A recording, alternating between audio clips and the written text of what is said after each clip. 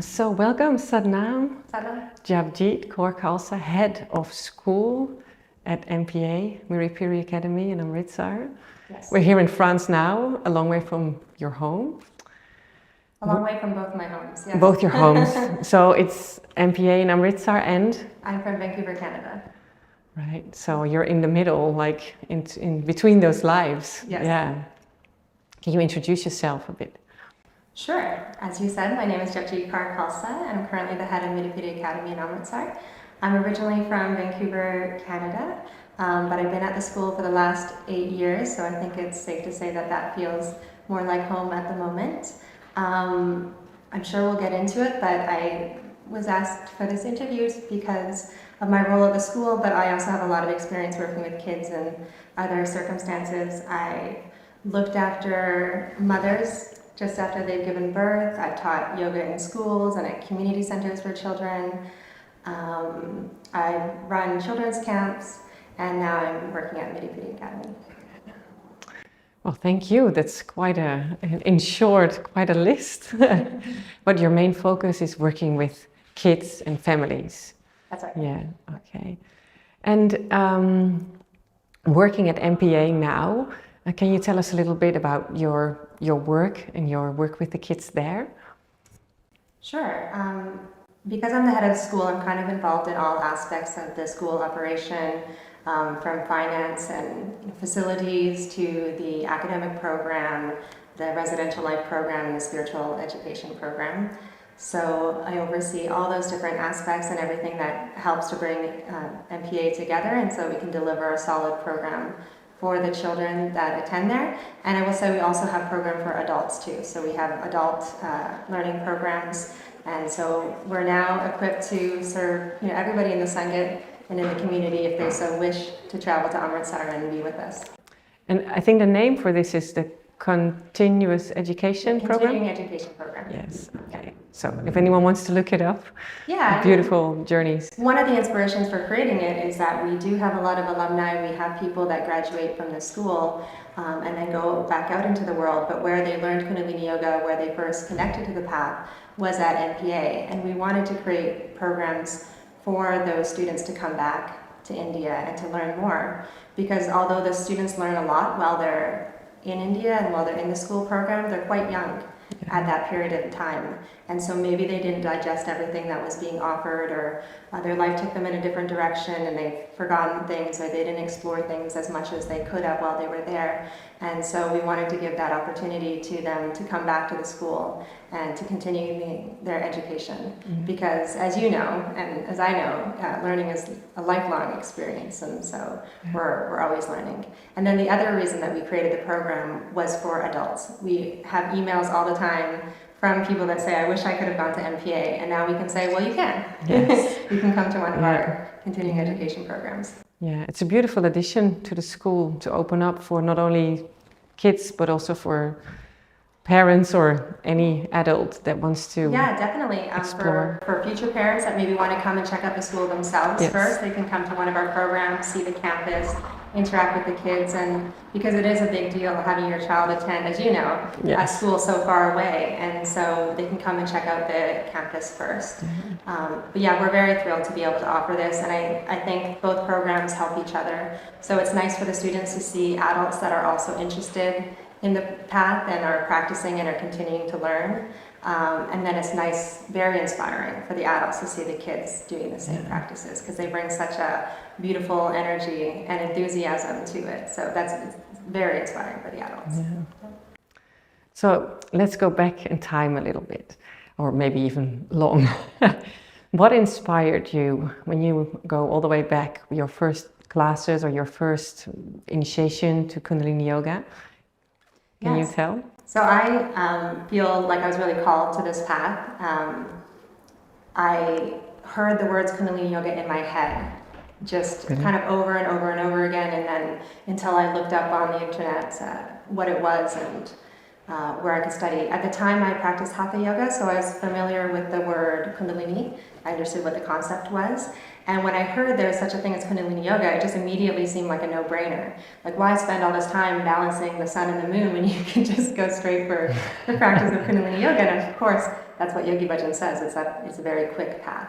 So I feel very called to the path. I haven't had any doubts or question that this is the right path for me, fortunately, since the beginning. But my first class made an impact on me because not necessarily the yoga itself. I think I didn't really have any opinion about the actual yoga. Three things kind of stood out to me in that first class. One was that the person at the front desk and the person teaching the class were wearing full bana. And to me, that indicated that they were What is full bana? Okay, so what they were wearing was they were wearing white turban and a white kurta, and pants. I don't know if they were wearing a dupatta or anything like that, but head to toe they were wearing white and they were wearing a turban. And that could kind of freak you out and think like, what is this? But to me, it indicated a dedication and a devotion to the path. I know in a lot of other yoga practices, this isn't speaking for all of them by any means, but the way that yoga is practiced in the West sometimes now, the asanas are pulled out, and that's called yoga. And so you just the yoga, the postures is what we call yoga, but really it's an entire path and it's a whole way of being. And when I saw the administrator and the teacher wearing bana, it indicated that this was not a part-time thing for them. They weren't coming to the class, teaching a couple of postures and leaving, that perhaps their whole life embodied the teachings of Kundalini Yoga or of a yogic and spiritual path. I had been used to at that point in the West, after having studied Hatha Yoga in India, seeing people after class go out for a glass of wine, the teachers even, or living the rest of their life without all the other yamas and niyamas and the rest of what goes into creating a sacred space. And so I was very, it was important to me to see that. The other two things that impacted me or made it feel like this is a real spiritual path was that they had sadhana every day on the schedule. And so, as yogis, we get up in the Amrit Vela and we do our practices before the day starts. And really that's what Miri Piri Academy is about. So Miri is the temporal, the worldly life, and Piri is the spiritual life. And we always start with the Piri. Each day we start with our spiritual practices, and then we can carry on with our day. So that was also significant to me. And then the third thing was that we tune in with Om Namo Gurudev Namo. And to me that represented that there was a higher power, that there was a lineage that the yoga was coming through, and it wasn't going to be limited by any particular teacher's limitations. So in another class, if another kind of yoga, the teacher might be great or they may not be great, but you're a little bit limited by their knowledge and by their spiritual development. But I feel like when we tune into Om Namo Gurudev Namo, that the transmission's coming through the path, and it kind of supersedes anyone's personal limitations. And so that to me indicated that there wasn't going to be a limit to how far we could go with the practice. Wow, that's impressive. And that's also the fact that you can see this so clearly, that those were the three things that made you, get here actually and work with all those kids. That's impressive, yes. Oh, yeah. Yeah. We were talking to the teen camp a couple days ago and preparing them for White Tantric Yoga practice. And Japjeet Kaur, who's the director of the continuing education program, and I were there. And we were talking about how you can't see the road ahead, like you don't know where you're going to end up. Certainly, I had no inkling that I would end up at Miri Piri Academy. Certainly not that I would end up as the head of the school. And so the road ahead is not always like, you can't see the full road ahead. But she was saying, when you have your headlights on, you can see the next few meters. Yeah. And that's all you really need at first. Yeah. And I think that the road possibly changes the parts that you can't see, and it takes different twists and turns according to how you're walking on the path. But I always say it ends up in a much more interesting place than we can imagine with our minds. Yeah. Our minds are so limited, but God is great, and God has huge plans for all of us, and they're much more interesting plans than what we have for ourselves. Yeah, beautiful words. But I can also see that those beautiful words are not the way you teach the kids this spiritual path, because if you tell them, they won't understand what you say. So how do you teach them still when they're like 14, 15, 16 to follow this spiritual path? Or how do you teach them this? It's a good question. And every child is different, so you try to do different things and it will appeal to different people. One of the nice things about this path that I really appreciate is that it has so much to offer. So we're not trying to make sure that the kids love Kundalini Yoga or that they love Gurbani Kirtan or they love seva. We offer it all to them, and then they find within that kind of menu what they enjoy. And without a doubt, they all find something that's meaningful to them. So that's a nice thing about Miri Piri Academy, but it's also a nice thing about this path, is that it's not, again, just about the time like on the yoga mat. There's a lot more to it than that. And you can see that here at the festival, you know, people specialize. Some people, their thing is that they cook langar. They love it, and it brings them meaning and joy, and serving others is, you know, a great blessing. Langar, I think we have to say, is one sentence about what is langar, yeah. So langar was initiated by the third Guru, Guru Amar Das. It was happening before that, but he was the one that said, this is part of the path, and that as Sikhs we feed people. And so even before you can get into spiritual practices, you have to take care of your physical body and your physical needs. So that's one thing, again, about the school, is that if you don't take care of their physical needs first, they're not going to want to go into spiritual practices. And so the practice of langar, of feeding people, is one of the key things to doing that. Yeah. So, but back to your question. Yes. So we offer a lot of different things. So hopefully there are various things that they can connect to. And then we focus on experience. So I heard, I think yesterday in the White Tantric Yoga, that the Piscean age was like, you're learning knowledge just to have knowledge. And in the Aquarian age, we're looking for that experience. So there was a way that they said it that I can't remember that really was perfect, but this is the age of experience. So mostly how we try to teach is by giving them the opportunities to have the experience. Yeah. And then we do some theory and some talking to help your mind get on board with the experience, and also to help you integrate that experience. Yeah. But mostly we focus on giving the experience. And what's wonderful about being in Amritsar is that we're in, and then traveling around the Punjab, is that we're in the area where the gurus like lived and taught, and where the people today still practice those teachings, not because, you know, from a total love and devotion. And so you learn a lot by transmission. I think mostly we learn by transmission. Yeah.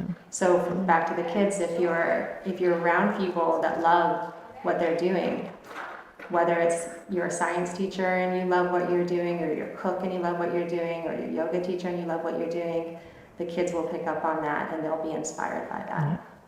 Is this also what you can share with the parents? I mean, it sounds like a universal example of, Yeah, absolutely. So I know a lot of parents wonder how they can pass on the teachings of the path to their children. And I think the most important thing is that they practice it themselves. Mm-hmm. Again, in whatever way, shape, and form that is. And there might be some insecurities there. You might think, well, I'm not a great yoga teacher, or I don't know kirtan, or I don't know that much about the Sikh gurus or the path, the history of it. Well, one thing you can do is you can learn more. You can continue to grow and develop and share what you're learning with your kids. But obviously, you don't want to tell your kids too much what to do. But if they see that you have a genuine love for it and that you're practicing it from that space, then it can be inspiring to them. And then I think you have to have patience, because they might not show it, right away. It might be shown many, many, many years later. And I know we feel the same way about the kids that become adults and leave Miri Piri Academy, is that sometimes people think, well, they're not practicing everything. They're not wearing bana, or they're not, they're not playing kirtan, whatever it is. But there's generally something that they take from it. They take that they do Japjeet Kaur every morning before they start their day. Or they take that if they're not feeling well, it's good to go and serve someone else. Yeah. Or they take, a lot of them, they might not do a daily meditation practice, but if they're going through a hard time, they start opening the websites and looking through their Kundalini Yoga manuals to find something that's going to help them out. So you're bringing them a toolkit for life. Yeah, absolutely. Even if it doesn't really show in the first years after, or even during MPA. Right. it's something that is for their future. Yeah. It will be helpful for them too, because the information is all out there for us, for everyone. Absolutely. So we can all search the internet and find some information and Kriyas. This is, it's there for all of us. Yeah. What do you think your work or the school's work, and in broader perspective, Kundalini, what's the Kundalini, sorry. What do you see is the impact on their lives? You had a list already, but can you zoom out you can share the impact? I think the immediate impact from the students that are in the school is, and you've probably seen this, there's an immediate transformation of the students themselves. We hear back from parents that their kids are a lot more confident. They just have a lot more trust in themselves. I mean, it's a big journey to leave your family at 13 or 14 or 15 and come to MPA. And just through that experience alone and having to take care of yourself with the support of your peers and the staff can really give them a huge sense of independence. Confidence, they will fly home and fly around the world like it's no big deal at 13 years old because they've learned those skills. The other thing I would say that almost everybody comments on when they see their child is that their face is bright and radiant. Yeah. So it certainly invokes the spirit, and all these practices that we do and living in Sangit and being at the Golden Temple, there's no way that your spirit will be kind of low during that time. It's going to come up and it's going to be right on your face and what you show the world. Yeah. What do students love the most when they've spent a year at MPA doing Kundalini Yoga, learning about Sikhism? So it will be different when you, according to who you talk to. I would say, what would score the highest probably is the 40-day seva experience at the Golden Temple. So this is a time where we wake up every morning. This year is at 1:15 that we woke up. On the bus at 1:30 to go to the Golden Temple. At night. Yeah, like at in night. the middle of the night, yes. And we wash the floors of the Golden Temple using buckets. And we do that with the large Sangha that is there, doing that every day of the year. And it's a beautiful experience. We do the seva, and then we have some time to either meditate or go get chai or mostly one of those two things before leaving, and then we get back to the school around 4:30 for a nap before we have to get up again for the day. So I would say almost for all kids, they would probably say that's the best experience that they have at MPA. But there's no shortage of meaningful, impactful experiences. We do a lot of traveling, so they see other parts of India, can go to Rishikesh or Dharamshala, which we went to this year, other local Sikh, historical Sikh Gurdwaras, where they get an experience of a totally different way of life, and again, the spirit that really comes through the people in India. And then thirdly, I would say there are friends that they make, that they're really meaningful for them, and that they go through this intense bonding experience together, and then they have friends from all over the world, that no matter what country you come from, you have family, you have Sangha anywhere you go. Yeah, I can relate. My daughter just went 1 year to your school, and what I could see is indeed this a much stronger personality and not so sensitive anymore for group pressure or just being much better by herself. I'm okay by myself. That's basically what she radiates, and that's really strong. So that's a wonderful thing. But that's again a personal approach and a personal experience, yes. But you recognize this as universal. Yeah. Okay, great, yeah. And then zooming out, because you've also there were many kids before on MPA, the alumni. Is there something you can, maybe a nice story you can share, or someone that has done something really great or impactful after being at MPA? I mean, I think there would be many stories to share. You just look around the festival here, there's many alumni and of different ages and at different stages of their life. And then just, hundreds more in whatever country that they're in that I'm sure are touching their community, and we don't even hear about it. Unfortunately, we don't do the best job of keeping in touch with everybody. But there are, alumni that are doctors and lawyers, and you can have a fancy job, or you can just not have a fancy job and serve people kindly in your community. I don't think one is better than the other. I think we tend to highlight one over the other, but I think, you know, humble people who are connected to their divinity and lead with their heart and kindness, I think that makes a big impact. Can you also share a funny story, maybe, from the school? You have a funny story for us? Funny story, let me think. Some are not appropriate. Of course, it's a school with teenagers, so... Yeah. Gosh, I'm sorry. I'm so in the yoga, the yoga festival experience right now. If you asked me like a month ago when I was totally in the MPA experience, I know you do a lot of sports. Yeah. And it can also be very hot. Oh yeah. Oh, it's hot. When we left at the end of the year, it was 45 degrees. That's what we use here too. So what is that, like 100 degrees Fahrenheit or something like that? It's hot, but rest assured we have air conditioners and people are not suffering. No.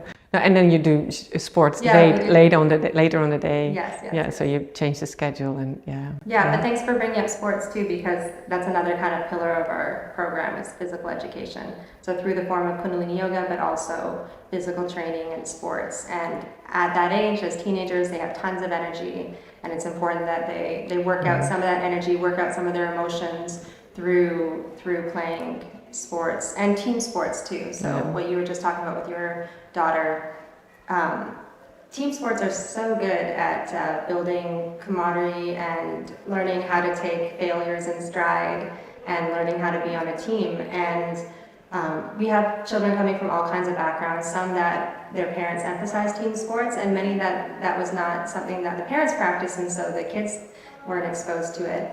And what I love about MPA is that we all do everything together.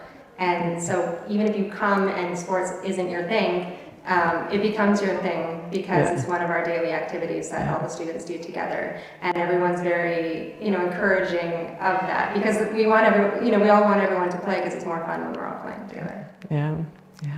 And also because they don't have their phones all the time. Yes, absolutely. I mean, there's a lot you can do in a day when you don't have your devices. Exactly. So we limit their electronics to just an hour in the evening and a little bit more on Sunday. But it gives them a chance to do all these different activities from the Kundalini Yoga, academics, sports, meditation, and spending time developing friendships. By sitting at meals together and eating together. No distraction. Learning how to make conversation. I think that's a good skill. And maybe one that's going to be dying out as we all are connected and addicted to our devices. I think it's a great example for all of us. We should just get that phone out of the window sometimes and connect really, really without any distractions. Yes.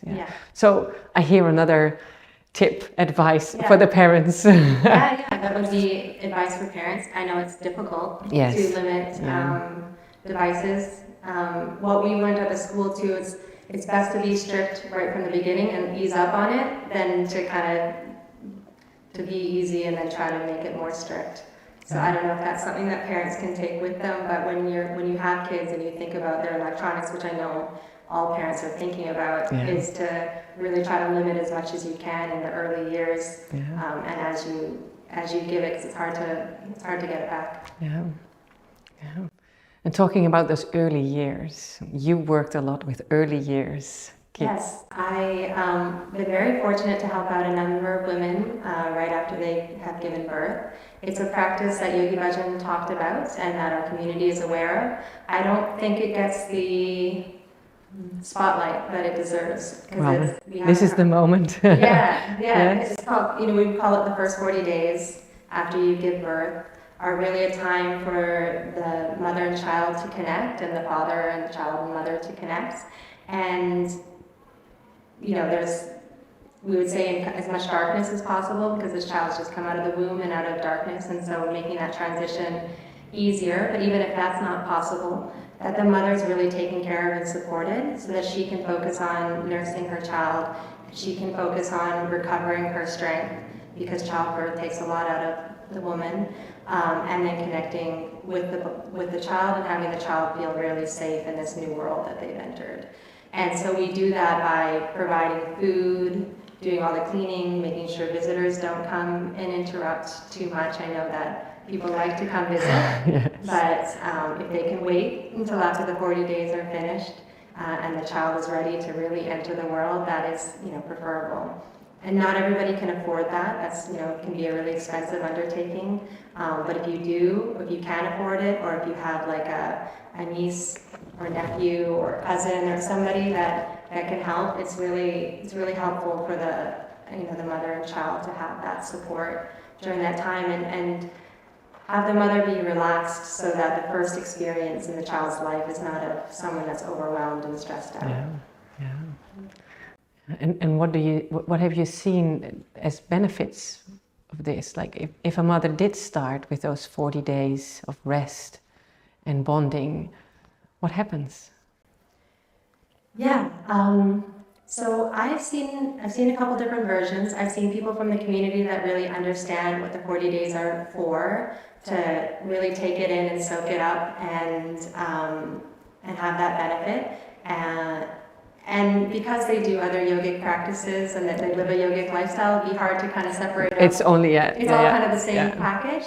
But I've also done this for families where they weren't yogic families, where they actually didn't know about this teaching, but just felt like they needed some help or couldn't cope because of having other little kids or other circumstances where they recognized that they needed help. And so, for those families that I helped, they wouldn't have been carrying on with the yogic lifestyle or with that kind of peace and calmness in their household, from what I've seen. But I'm sure it's made, an impact, or at least that beginning part, and maybe set in motion like a slightly different trajectory. It's what you could hope, right? Yes, yeah. So from your experience as head of school, working with the teachers, is there any advice you have for people teaching in, for example, public schools? Okay. Well, I haven't worked really with anyone teaching in public schools, although I did myself teach Kundalini Yoga in public schools for a time. I found that all kids love Kundalini Yoga. It's such a fun yoga to do. Dynamic. So dynamic. Fun. Every yoga set is different. The meditations, we do so much mantras and singing that brings a lot of joy. So I was really nervous the first time I went to teach kids yoga. I didn't really know what I was doing. But I just would look for the kriyas that look like the most fun to me for kids, and not too long and short. So Yogi Bhajan said for MPA that yoga classes should be about 45 minutes. So we're not doing like marathon yoga classes or anything. And then you're talking teenagers. Yeah, we're talking teenagers. Yeah. So, a rule of thumb for little kids is 1 minute of meditation for every year that they are old. So you can kind of use that as a guidepost when you're doing meditations with your kids. Do you have some specific examples of things that can be easily taught in school? A lot of people do kirtan kriya with their kids. It's just an easy, you use your hands, And there's, Sanamkar has different recordings for kids that you can use. The kriya that's coming to mind is fish fry kriya. You're like on the ground. Like a fried fish. Yes, it's a fun one. Yeah. Yeah, and I think Yogi Bhajan said things like bundle rolls and things like that are good for kids. So my advice would be, just find fun kriyas. You can teach them more or less like they're adults. You don't have to change it too much. I know some people are really good at getting to we're going up a mountain. Playful. They're super playful, and I think it's wonderful. I really, I love but not everyone can do it. But not everyone can do that. And if you're not one of those teachers, just pick a fun kriya that you can do with the kids. It doesn't have to be perfect. Oh yeah. No. And the kids are, they're very connected. They're little. They're very connected to the other realm still.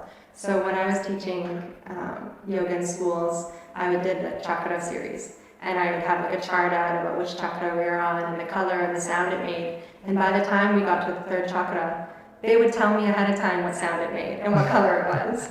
They knew. That's great. They didn't have to. I hadn't turned my board around yet, but they already knew because they could tune into themselves. So that's pretty amazing. The other thing that I feel like is a miracle worker with kids is that I'd have kids in the class that wouldn't do any of the yoga, all class, right? They're just bored and sighing, rolling around on the ground or whatever they're doing. But at the end, I would do celestial communication. So that's a meditation where you use your arms to, like, along with the lyrics, and you can use English songs for that. Like, we have many, again, Naam has many on her CDs. And those kids that were the least interested in the yoga were the most interested. Yeah. Like, not even just a little, the most interested in the celestial communication. They'd want to come sit up front and lead everybody. Or I would do it where we would make up the arm movements together, and they'd be the first ones to volunteer an idea. Yeah. Yeah. So I think celestial communication is somewhat of a miracle worker for kids. Yeah, I think this is a beautiful example of how Kundalini Yoga has something for everyone. Yeah. Yeah. Yeah. Yeah. Yeah. And for some problematic kids, bring them up to teach so that, you know, they're not a distraction, they're in the hot seat. And actually a lot of kids really are benefited by and enjoy being up in front of the class. Maybe Bhajan would have them all doing celestial communication during Gurdwara so that they're up front and they're used to being up in front of the Sangha and give them the confidence to do that. Yeah. The other thing, the last thing I'll say is that at MPA we start off each day now with a meditation, and we have the academic teachers doing that. So these are teachers that are not Kundalini yogis, that have never taken the training, but we prepared them to be able to teach these meditations, and they start each day with the kids. And it's nice for the teachers, and it's nice for the students to start off again with the pity and coming from a meditative place, and they're all capable of doing it. And if you're working in maybe a public school system where Sikh mantras might not be appropriate, there's tons of breath meditations and other meditations that don't require mantras that you could use. Yeah. But even then, I would say most people love the mantras and aren't scared by it. So maybe that was bad advice, and people should check their own, you know, insecurities at the door and teach whatever is being called to teach. Yeah. Yeah. And how do you see the future?